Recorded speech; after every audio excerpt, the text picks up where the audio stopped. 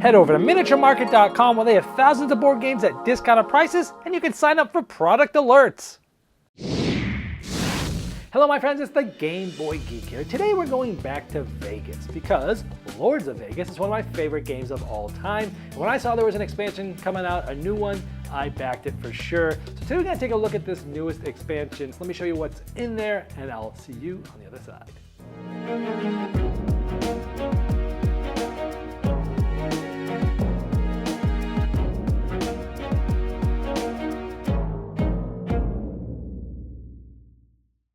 This expansion is very simple mechanically. It comes with a board and some cards. Now, at the beginning of each turn, you'll flip over a card, and one of the actions the player can do is buy one of the cards. It only starts with one of them. This one doesn't cost anything, but it's specific to the Casino Sphinx. It's a loan shark.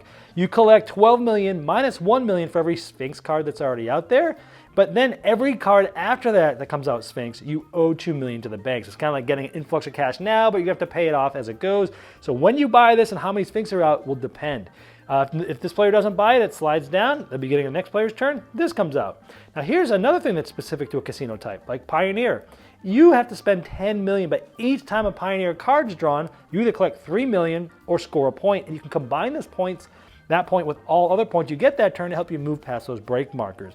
Let's say this moves down like this, nobody bought anything, another one comes up. Some of them are just like straight money for points. So it's like a strategy now in the game that there's a lot of point cards that you could buy this card for 6 million and it does nothing, but at the end of the game, you get 3 points.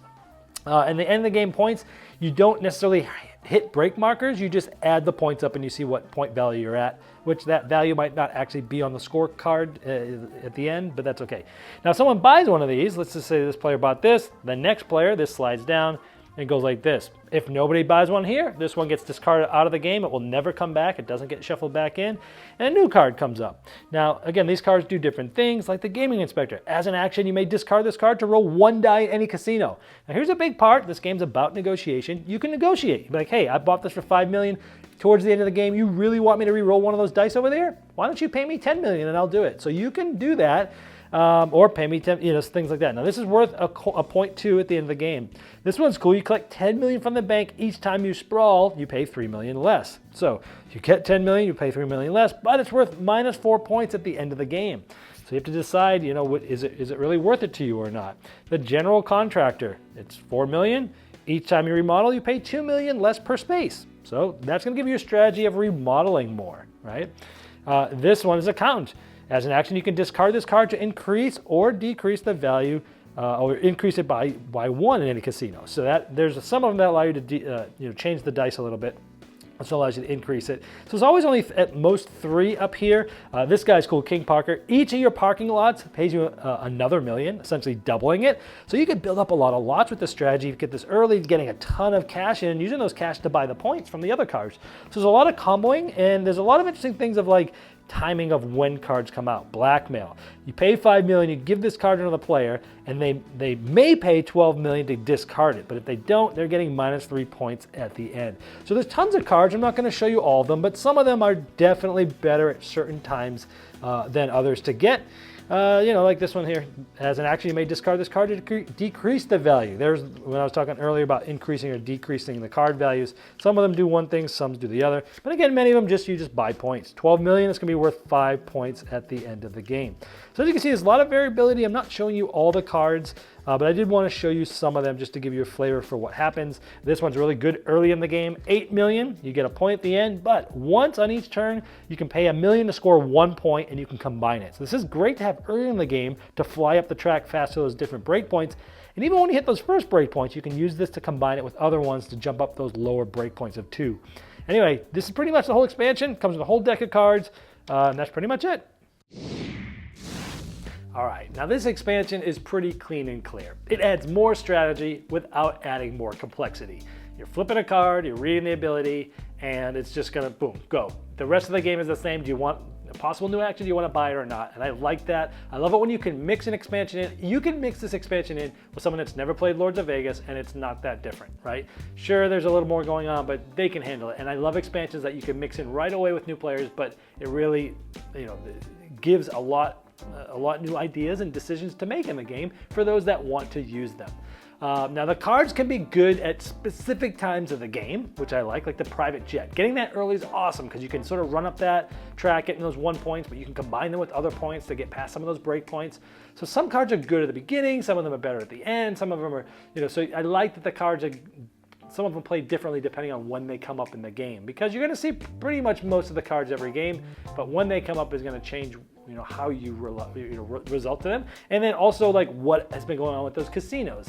I like that you're comboing the in-game points from cards to pass the break points, because when you get the points during the game, you can combine them, and I think that's cool, but the points at the end allow you to just jump up regardless of the break points. I like that. So combining the points that you get during a turn with some of these cards is really cool, because sometimes getting past those great break points is the toughest part of that game. I like that you could have a cash strategy. So King Parker getting you basically 2 million for lots instead of 1. And so you could build up an engine of a bunch of lots, getting a bunch of cash, and then using that cash to buy the ones that are just points. It's a viable strategy now to just sure, you're still doing other things, but maybe you're being a lot more selective as to what you do, or maybe you're negotiating getting other players lots and things like that. So again, it just gives you a different strategy in the game to try, and I love that. There's cards specific for casinos. I like that too. So the Loan Shark, getting all the money up front, but then paying as those cards are drawn. So overall, I really enjoyed this expansion. It adds more flavor, it makes you feel like even more you're in Vegas, and just allows you to play with the little levers in the game a little bit more. The only negative thing I could say, and this is really nitpicking because it's pretty straightforward, your first play is going to slow it down a little bit, because every turn you're flipping over a card and you're pretty much reading the entire ability every time. But once you play the game even just once, you'll know what the cards do pretty much as they come out. But that's a real nitpick. This is a no-brainer. If you like Lords of Vegas, get this and play it with it every game, even with new players. And that's pretty much what I think about this expansion. It's been a Game Boy Geek, breaking down barriers, growing relationships through board games by helping you find the next one you'll love. Lucky Duck Games has 4 new games available now. In the Court of Miracles, you lead a guild of beggars, scheme with sinister plots, and use trickery to build your own renown in an attempt to take over 16th century Paris. Baron Voodoo is an abstract strategy game involving the collection of thematic soul dice, and it made my top 10 most anticipated releases at Essen Spiel this year. Kingdom Rush Rift in Time is a tower defense with epic heroes that includes a campaign and an infinite replayability mode. It was hugely popular on Kickstarter, raising over $1 million. Chronicles of Crime 1400 is a standalone follow-up to the award-winning Chronicles of Crime, where you'll be solving 4 unique crimes in medieval Paris. These are all available in stores now, and you can learn more and order them at luckyduckgames.com.